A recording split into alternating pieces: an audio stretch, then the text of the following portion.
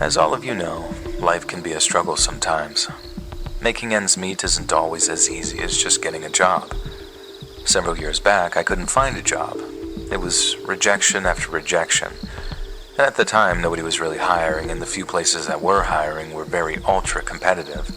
I was barely making over minimum wage as a deli employee at a grocery store. I remember one night I was working online for ways to make extra money, and I ended up stumbling upon CRAIGSLIST. I'd heard of CRAIGSLIST but never really explored it for myself. I found an ad on CRAIGSLIST for a freelance job where I would be what's called a secret shopper.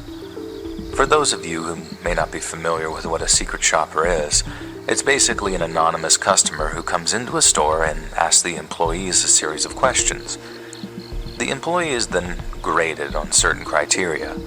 For example, does the employee make eye contact, greet you, give a suggestion, offer to escort the customer, and give a parting comment, etc.?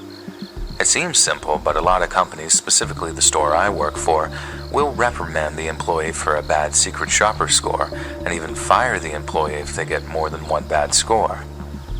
Since I had experience in a store and I know exactly what they're looking for, I thought that this would be an easy way to make some money on the side. The first store I visited was a local chain of grocery stores in my hometown.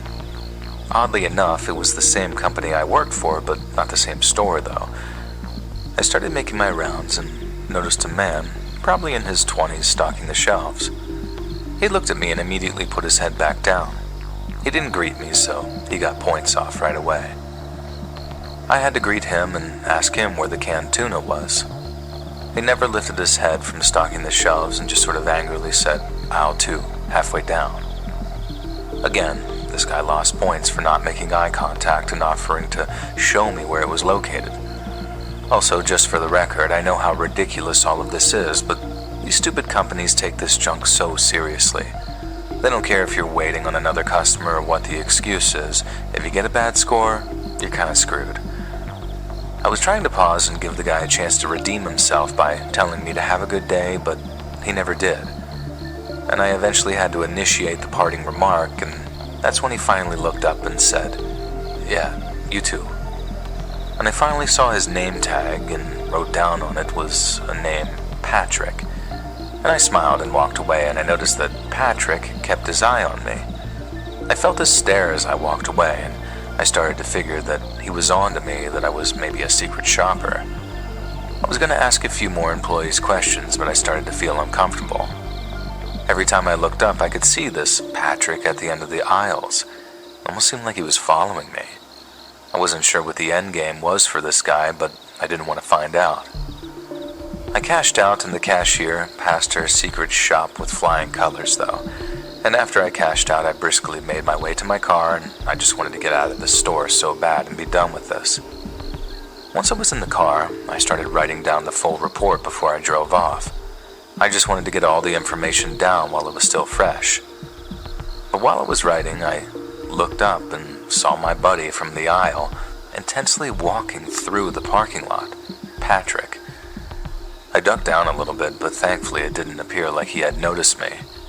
He just kept walking until he got to his car, which was a dark four-door sedan of some kind, and he sped off, and I waited a few minutes before I departed.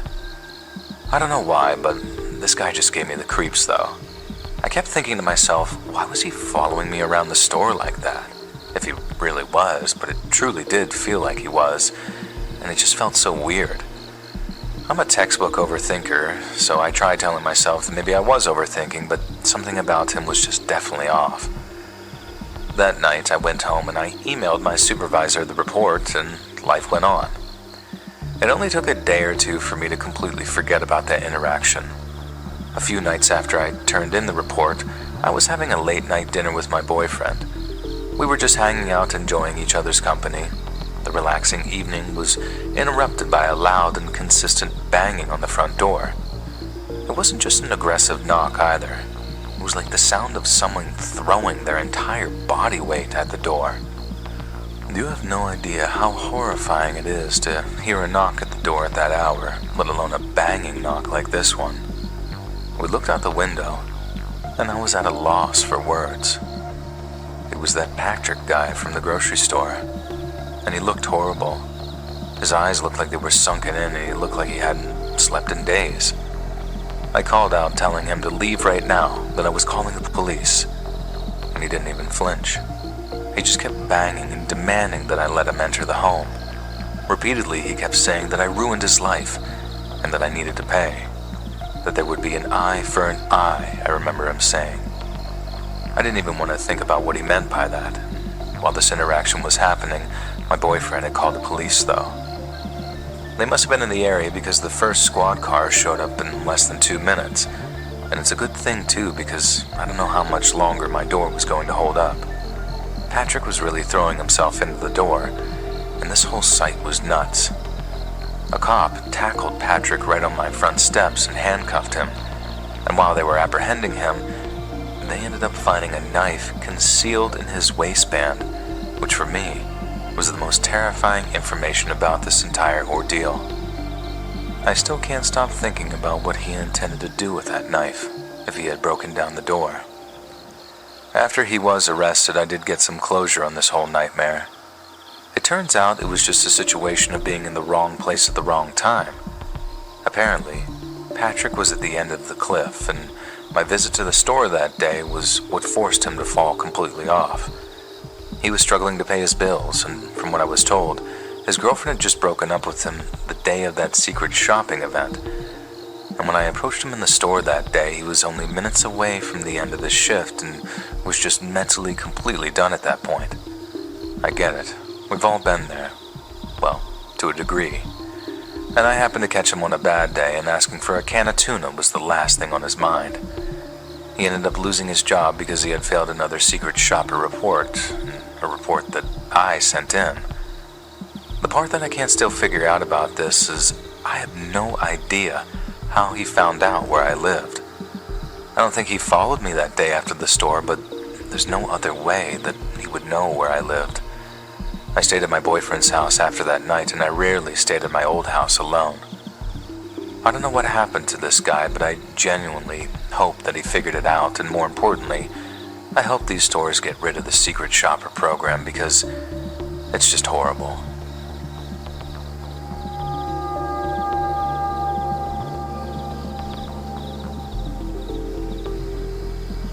Not long ago, I decided to listen to a friend of mine about picking up some babysitting jobs from CRAIGSLIST. I know that seems weird, but I was surprised at how many postings for that type of work were on there. Ordinarily, I wouldn't have needed the job, but at the time, I had just broken up with my boyfriend, and I didn't think that I was going to be able to pay my rent. This seemed like the easiest way to make some money. It helps that I used to babysit when I was a teenager, and my brother has 2 small kids, so I felt like an expert in the field. After all, how hard could looking after some children for a few hours be? I set up a job for early Saturday evening, and I started messaging a woman named Chloe. The woman said that her and her husband would be leaving the house at around 5:15 p.m. and they would be back sometime after 10. She gave me the address and all the information about the children. I would be watching 2 boys, and one of the boys was 7 and the other was 9. I was figuring that this was going to be easy money. In my opinion, boys that age are easy to entertain, and because they weren't babies, they wouldn't need my undivided attention. After I talked to the lady, I told my friend about the job, who was jealous of the money that I was about to make. She had been doing the Craigslist babysitting jobs for a few months now and had never come close to the money I was about to make, or at least told that I was about to make. On Saturday evening, I made my way to the address given to me by Chloe, and right away, I had some regrets. The house was in a very sketchy neighborhood. Not necessarily crime-ridden, but it was a poor and run-down area. When I knocked on the door, there was no answer. I waited for several minutes and attempted several more knocks on the door when, finally, a strange and very rough-looking man answered the door. He was tall and skinny with this massive gray beard. I would say that he was at least in his 50s, unless he just looked rough for his age. And in this very low and gruff voice, he said, "Come on in, sweetheart. Sorry I didn't hear the knocks. My ears ain't what they used to be." I walked inside, and the first thing I noticed was how not child-friendly the house was. A lot of trash and just general clutter was lying about. And I was just standing in the front of the door, and the man then says, "My wife should be back any minute with the kids. Go and sit down and make yourself at home. Sorry, I know the place ain't the cleanest." I was trying not to be judgmental. I know it sounds like I should be running for the hills, but I didn't want to unfairly judge this guy or his family. And the man pointed down the hall and told me that the living room was in the back of the house. I made my way back there and sat on this bluish couch. The amount of anxiety I felt at this moment was absolutely crushing, though. I saw no pictures of children, no toys, and no indication whatsoever that children even lived there. While I was waiting on the couch, I could hear the man walking back and forth in the other room, and I think he was mumbling to himself. Every few minutes he would begin to shout, "Hey, sorry about this, ma'am. My wife can be forgetful with the time. I promise she'll be back soon." A few minutes later, he ran into the room scratching his head. With this big smile, he said, "You know what? I'm an idiot. I bet my wife came inside with the kids through the basement entrance. She's probably waiting for you down there. Nobody uses the front door that you came in. The basement's right over there. Why don't you go check it out, and I'll meet you all down there in a minute." He stood there like some scarecrow, pointing to a door on the far side of the room. I didn't know what to do and just nodded and told him I would go check, and truthfully, I had enough at this point, though. He smiled and in this very unsettling voice says, "Oh, that's great. I'll see you in a second, sweetie." And then he walked back into the front door. I opened the door to the basement out of curiosity, and it was obvious that nobody was down there. The lights were off, and the smell was just horrific when it hit my nose. There was no chance I was going to go down there. And while staring into the dark basement, I heard that he was still bumping around in the front room, and without thinking, I ran as fast as I could toward the front door that I came from. Once I hit it, the door was locked. I quickly unlocked it and ran for my car. As I opened the car door, I could hear him yelling from inside the house, but I didn't look back. I started backing down the driveway, and I could see him running out of the house, waving his hands back and forth. And thankfully, by the time he reached the driveway, I was already flying down the road. I almost didn't call the police because technically I was physically fine and maybe even overreacting. But after calling my friend, she convinced me to call the authorities just in case. After the phone call, I had no idea what had happened. The dispatcher on the phone told me that they would take it from here and that was the end of it, at least on my end. Maybe there was a wife and kids. Maybe this was just a poor family that I just very unfairly judged. Maybe there really was an entrance to the basement that his wife used instead of that front door. But honestly, I'd rather look like some crazy jerk who judged the family than potentially be the victim of something very much worse. The unnerving nature of the situation told me to run, and I stand by that gut feeling. That very well could have been the best decision of my life. Last year, I was trying to sell my 2007 Mercury Mariner. It was in pretty good shape, but had a lot of miles, and it's kind of old. But overall, it ran very good and is a good car. I decided to list it on CRAIGSLIST because I've had experience buying cars on there before. When I had used CRAIGSLIST in the past, it had gone pretty well. So I took several pictures of the car and then listed it. The next day, I didn't get any interest at all. But on the second day, I got a response to the ad. The text message came from a man saying that his name was Al and that he wanted to buy the car. He seemed pretty confident about it right away. I was asking a pretty reasonable price, so I gave him my address to come and look at it. Now, I lived in an apartment building. I didn't think it was a big deal to give out the address, because there were several buildings in the complex. My car was already parked out in the parking lot, and the guy would have no way of knowing which apartment was mine. So I asked Al when he was free, and he said he could come by the next day after work at 9 p.m. I said okay, and then I cleaned out the car and got it ready for selling. The following night, I left my apartment building and went to my car in the parking lot. Al showed up shortly after and parked nearby. He got out and I met him by my Mariner. Al was a big guy, had lots of tattoos, was probably about 250 pounds and 6 feet tall. After meeting, I showed Al the car and he looked around at it. After several minutes, he asked to take it for a test drive. I went with him and Al drove the car around the block and down some nearby streets. I remember that he said he liked it and it seemed fine. At that point, I was really thinking that I was going to sell the car that night. After the test drive, we returned to my apartment complex, and he parked the car in the space that it had been before. But then, after we got out of the car, Al just said that he would think about it. I was disappointed, because it seemed like he was going to buy it before. But I just said okay, and then said bye to him. But that's when Al asked me if he could use my bathroom quick. This seemed sketchy. Why did he think it would be okay with me for him to use my bathroom?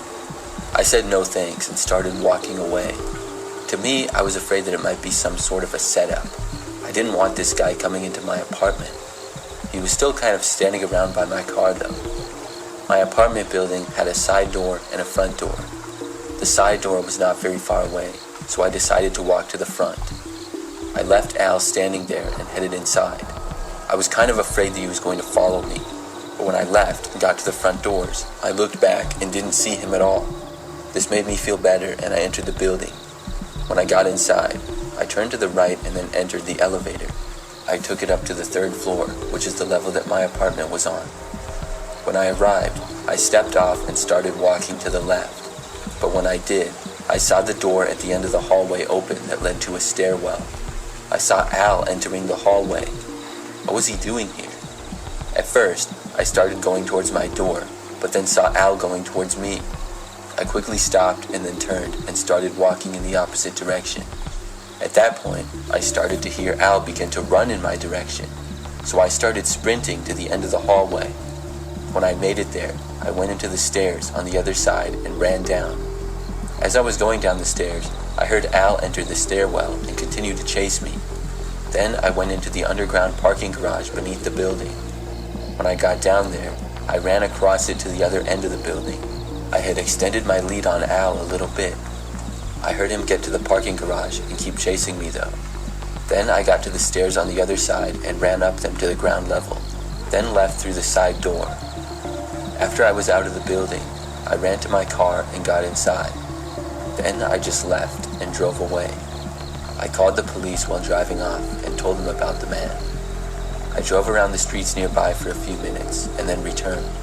When I did, Al's car was still there, but he was not inside of it. The police got there just a couple of minutes later. I didn't go back inside the building until they did, and when they did, they actually found Al attempting to break into another apartment. So it turns out he was never interested in buying my car. I guess he was just going to try to rob me or something. One time, I was going to buy a TV on Craigslist. This was years ago, but I would browse Craigslist at work all the time back then. Several times, I got really good deals, or things for free. You never really knew what you would find there. But you also had to be very careful. So I found this really good deal on a nice TV. I was in the market for one, and the ad looked legit. The price was cheap, but not so cheap that it would make me wonder if it was too good to be true. The pictures of the TV appeared to be in somebody's home. I responded to the advertisement and said that I would like to buy the TV if it was still available. Within an hour, I got a text back from the seller saying that it was available. It was a woman who said her name was Joy. She gave me an address and told me to come over the following night to buy the TV. I looked up the address, and it appeared to be a house in a neighborhood that was maybe 10 minutes away. So the next day, I got the cash and drove to the address. I parked on the side of the street in front of the house in what appeared to be an average neighborhood. I think it was about 7 p.m. When I knocked on the door, it was quickly answered by a woman. She looked to be in her 30s and was about average height with dark hair. She said hi and invited me inside. I stepped into what looked to be the living room of the house. There were boxes around and stuff, as if maybe they were moving. There really wasn't that much furniture, and Joy said sorry that it was a mess, and I said it was fine. She then told me that the TV was in her bedroom. She then led me to the hallway and stopped and opened the door to the bedroom. She said the TV was in there and I stepped inside. When I did, I noticed that the room appeared to be completely empty though. And right after I got inside, the door slammed shut behind me. It all happened so fast. I looked around and there was no TV in there. I turned back and saw that Joy had closed the door on me. She hadn't even entered the room. I walked over and tried opening the door, but it was locked from the outside. It was so weird. I knocked on the door and asked Joy what was going on, but she did not answer me. I kept trying the door for a minute or two, and it just wouldn't open. Then I was yelling for somebody to open the door, but was getting no response. After realizing that wasn't working, I looked around the room. It was a small bedroom and was completely empty. There was literally no furniture at all. I got out my phone and tried calling my friend, but I was getting no signal in there. I thought that was weird. I tried opening the door and calling for help again, but it was apparent that nobody was going to respond to me. I looked around the room, wondering what on earth was going on. Several minutes into this, and I started to hear noises coming from outside the room. It seemed like they were coming from the living room area. It was Joy and the sound of a man's voice. I couldn't tell what they were saying, but I could just hear that they were talking to each other. I yelled again, but got no response. After that, I went over to the window and tried to open it, but for some reason, it wouldn't budge. This angered me, and I went back over to the door and started banging on it as hard as I could. I wanted to break the door down. Then I heard a man's voice yelling at me to stop from down the hallway. I didn't know what these people were capable of. I did stop, but just for a moment. Then I took out my phone and found my alarms. I turned my volume all the way up and started playing the most annoying alarm noise. Then I put my phone at the far side of the room. I then walked over and stood just behind the door on the other side of that. Within probably 30 seconds, I heard somebody walking towards the room. Then they got right outside the door. The door then opened and a man walked in. He turned and first started going towards my phone, making all the noise. I came out from around the corner and ran past him, leaving the room. He tried grabbing me at the last second, but I just barely slipped by him. When I ran out of the room, I went down the hallway. Then when I got to the living room, I saw Joy standing there. She sort of tried to stop me, but I was going too fast and got around her as well. By now, the man had started to run after me. I opened up the door, and when I was doing so, Joy grabbed at my arm. I just got out the door though. They were both running towards me, and I sprinted for my car, and luckily still had my keys on me. I unlocked my car, got inside, and sped away from there. Now, sadly, I left my phone, so I couldn't immediately call the police. I stopped at the first gas station that I saw, went inside, and asked an employee to call the police. They got to the gas station, and after talking with police, we went back to the house. They recovered my phone on the side of the street a block up. When they went to the house, nobody was there. I found out that those people did not actually live in the home, and somebody else had been renting it. So I don't know if those two were ever caught. When I looked, the Craigslist post was gone. I just know that I'm never using Craigslist again after that.